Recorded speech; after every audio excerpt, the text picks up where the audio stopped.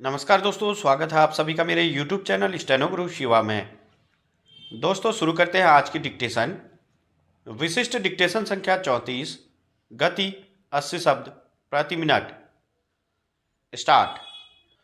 महोदय, मैं एक बात साफ कर देना चाहता हूँ।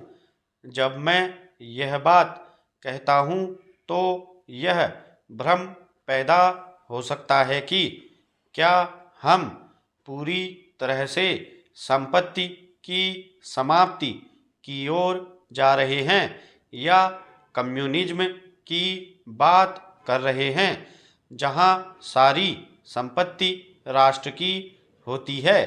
मेरी ऐसी कोई मंशा नहीं है। सभी तरह की संपत्ति रहे, लेकिन हमें व्यक्तिगत संपत्ति पर सीमा लगानी पड़ेगी।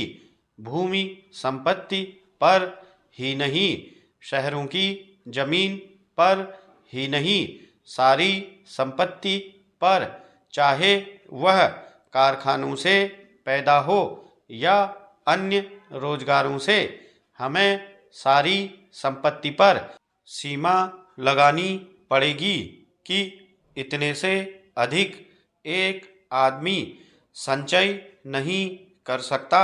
और जब हम यह चाहते हैं कि यह सीमा लगाएंगे तो मूलभूत अधिकारों में से संपत्ति को हटाकर उसे नीति निर्देशक तत्वों में रख दीजिए और रोजगार के अधिकार को मूलभूत अधिकारों में ले आइए। मैं एक बात और कहना चाहता हूँ। एक छोटा तबका है जो संगठित क्षेत्र में रोजगार पाता है।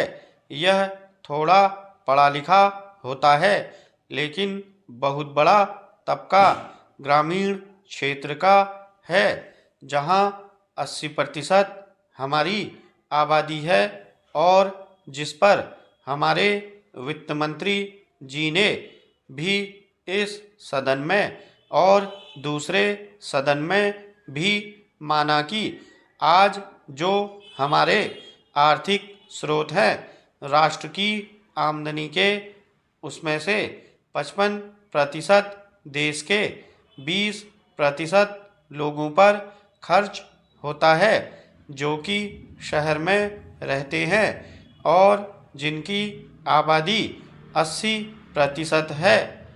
तो यह कब तक चलेगा? आज गांव का आदमी मैट्रिक पास करके शहर की तरफ भागता है। अगर बेरोजगारी मिटानी है तो गांव वालों में यह समझ पैदा करनी होगी कि उनमें शहर के प्रति जो लगाव है यह उनको छोड़ना चाहिए। वहाँ हमको बिजली की, पानी की सुविधा देनी होगी ताकि लोग वहीं रहें, तथा यहाँ जो योजना हम बनाते हैं उसमें हमें सोचना पड़ेगा कि हमारे देश की जितनी दौलत है जो हमारे पास है, उसमें से कम उसका 2/3 भाग केवल खेती पर, सिंचाई पर, बिजली पर और गाँवों की सड़कों पर खर्च किया जाए, ताकि गांव इस तरह के बने कि लोगों में शहरों में जाने की आकांक्षा जो है वह बलवती न रहे। गाँव में बड़े उद्योग धंधे हम खोलें। जो उद्योग हमने लगाए हैं वे अपनी जगह पर ठीक हैं, लेकिन अब हमारा प्रयास होना चाहिए कि हम ग्रामीण उद्योगों में बढ़ोतरी करें, क्योंकि केवल खेती पर निर्भर रहकर आदमी स्वावलंबी नहीं हो सकता। आज जब खेती की पैदावार के भावों का सवाल आता है तो सदन में इस पर कई बार चर्चा भी हुई है और मैंने भी कहा है कि जो लागत आती है उस पर किसान की वह भी उसको वापस नहीं मिल पाती।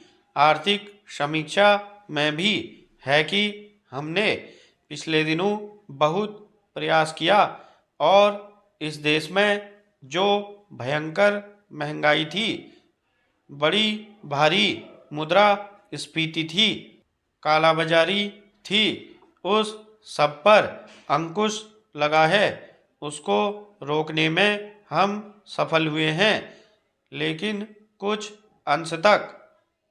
स्टॉप।